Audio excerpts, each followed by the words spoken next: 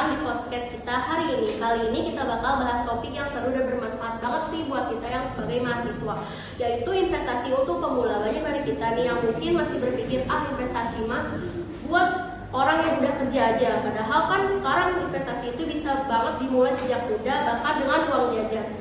Nah, hari ini aku udah ditemani dua narasumber yang pastinya bakal ngasih insight seru nih soal gimana cara mulai investasi dari nol. Ada Kak Margareta dan Kak Rika. Halo kalian. Halo semuanya. Wah, seneng banget nih bisa diajak ngobrol. Nah, tuh kan mereka udah siap banget nih buat sharing. Jadi buat yang kalian masih mikir investasi buat orang kaya, jangan salah, mahasiswa kayak kita juga bisa banget mulai asal tahu caranya.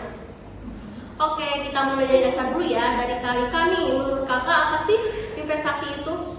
Baik, kalau dijelasin secara simpel ya, investasi ini bisa bikin kita mengembangkan uang yang kita punya sekarang supaya nilainya itu bisa bertambah di masa depan. Jadi bukan cuma ditabung aja ya Kak, tapi uangnya juga bisa diputar lagi biar bisa menghasilkan. Oh, berarti beda ya Kak Rika dengan nabung?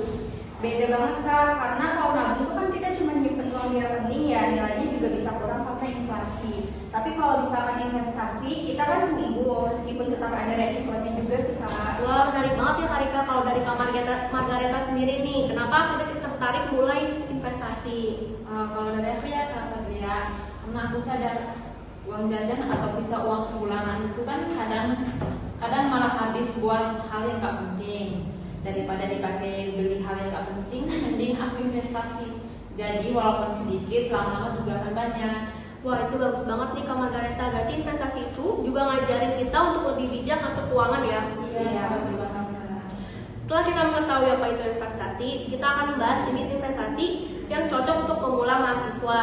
Nah, ini bagian bikin banyak orang bingung nih. Kan investasi itu jenisnya banyak banget ya. Ada emas, saham, reksadana, deposito, kripto, dan lain-lain. Tapi untuk kita yang pemula nih, mending mulai dari mana dulu ya Kak Rika? Mungkin kalau aku saranin sih dari reksadana pasar uang ya, karena itu tuh kan gampang dan juga bisa lewat handphone, jadi nggak perlu analisis yang rumit atau juga bisa dari emas digital. Wah, ternyata lumayan simple ya Kak Rika dan gak ribet. Untuk teman-teman yang mau nyoba investasi, kalau Kak Margareta sendiri nih, menurut kakak mulai dari mana investasi? Kalau dari aku ya, aku itu mulai dari reksadana. Soalnya praktis, terus uang kita dapat dikelola secara profesional. Mantap. Jadi buat pemula yang mau ingin berinvestasi, kuncinya jangan langsung ke yang ribet saham dulu ya Kak? Iya, betul banget. Nanti aja kalau udah ngerti dasarnya, baru kita nyoba ke saham. Oke, noted. Jadi reksadana dan emas itu bisa jadi starter pack investasi anak muda nih. Kalau ngomongin investasi kan pasti ada resikonya ya Kak Rika dan Kak Margareta. Tapi yang bahaya itu kan sekarang banyak banget investasi bodong. Dari Kak Rika nih dan Kak Margareta, gimana sih caranya biar nggak ketipu? Nah, menurut aku sih yang paling penting kita harus cek legalitasnya dulu ya Kak, karena kan harus terdaftar di OJK. Nah, kalau ada izin resmi itu pasti nggak bisa dipercaya. Terus juga jangan gampang tergoda sama janji yang katanya tuh untung 30% seminggu. Nah, itu tuh udah pasti nggak benar Kak. Iya, aku juga pernah kerja Pak. Awalnya mereka nawarin aku lewat chat tentang mengenai investasi. Untung aja aku tanya dulu ke teman. Ternyata bodong. Waduh, serem juga ya. Jadi penting banget nih, harus selalu waspada dan tidak tergiur oleh untung yang besar ya Kak Rika dan Kak Margareta. Iya, betul. Oke, sebelum kita tutup, kita akan buat sesi tanya jawab dari kalian yang ingin bertanya kepada narasumber yang keren kita hari ini. Siapa yang ingin bertanya kepada narasumbernya? Jadi aku pengen investasi, tapi tuh karena aku lagi males banget dan nyisihin uang itu untuk investasi. Dan gimana caranya biar aku tuh tetap semangat dan konsisten untuk melakukan investasi. Wah, bagus banget nih pertanyaan dari Kak Hanum tentang kalau lagi males nih atau lupa gimana biar tetap konsisten. Gimana nih tanggapan dari Kak Margareta? Terima kasih Kak Hanum. Aku tuh sih biasanya pasang target kecil, misalnya 10.000 per minggu. Auto debit kan biar nggak lupa. Terus ingat aja tujuannya mulainya itu untuk apa? Yang bisa bikin kita semangat lagi. Bagus banget nih, jadi intinya harus punya tujuan ya yang jelas biar nggak pernah nyerah. Oke, lanjut pertanyaan kedua, siapa nih? Oke, silahkan sebut namanya.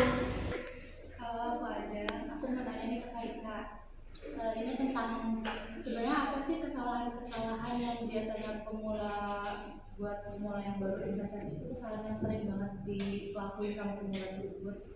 Benar banget pertanyaan dari Kak Ajeng tentang kesalahan yang sering dilakukan dalam mulai investasi. Pastinya kita harus tahu dong gimana tanggapannya Kak Rika.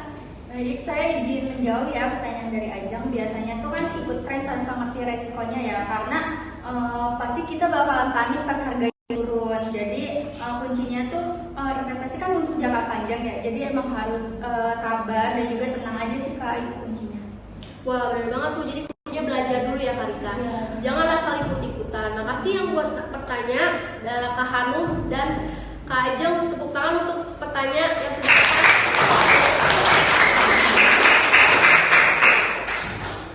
Oke, kita kan udah bahas dari definisi, jenis, dan resiko. Sekarang aku mau dengar nih tips dari Kak Margareta dan Kak Rika. Terakhir dari kalian untuk mahasiswa yang ingin berinvestasi. Kalau dari aku ya Kak ya, jangan tunggu kita punya banyak uang, mulai aja dari hal yang kecil. Yang penting kita konsisten. Kalau dari aku sih belajar dulu ya Kak, jangan gampang panik dan juga ngebandingin hasil investasi kamu sama orang lain tuh, karena setiap orang kan punya jalannya masing-masing ya Kak. Wah keren banget, jadi buat teman-teman semuanya mulai dari kecil, belajar pelan-pelan, sabar dan jangan panik kalau grafiknya naik turun. Ya betul banget. Yang penting kita yakin aja dulu. Oke, terima kasih banget buat Kak Margareta dan Kak Rika yang sudah sharing-sharing bareng aku episode hari ini. Tepuk tangan untuk narasumber kita hari ini. Semoga podcast ini bisa bikin teman-teman makin berani mulai investasi dari sekarang. Ingat, masa depan gak dibangun dari harapan aja, tapi dari langkah kecil yang kamu mulai hari ini. Aku Fadlia pamit, sampai ketemu di episode selanjutnya. Jangan lupa, biar uangmu gak rebahan terus, ayo suruh dia bekerja buat kamu. Bye semua.